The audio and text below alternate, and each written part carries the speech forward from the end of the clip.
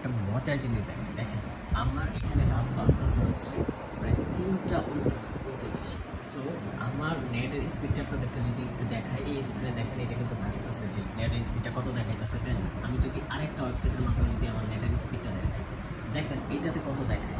এটাতে অলরেডি 40-এ কিন্তু এটা এসে থামছে 40 Mbps, বাট এটা কানেক্টিং হতেছে। দেখি এটা কত দেখায়, ঠিক আছে। এটা বাড়তেছে অলরেডি, দেখেন 1-2 ঘুরে যাইতেছে, 2-3 আগাইতেছে, আল্লাহ জানে কত থেকে এক এক সময় এক একটা দেখায়। এইটাতে দেখাইতেছে 44। আমি যদি এটা আবারও একটু রিলোড দিই, রিফ্রেশ করি, দেখেন এটা তো মেবি কতক্ষণ দেখাইব জানি, 8-13 MB দেখাইতেছে। এই দেখেন এটা তো কোথাও 4 MB দেখাইতেছে, আমি বুঝতেছি না। এইখানে দেখাইতেছে হচ্ছে 31 Mbps, আর এটাতে দেখাইতেছে 4 Mbps। আবার এই যে এখানে দেখেন 37 Mbps এ চলে গেছে অলমোস্ট।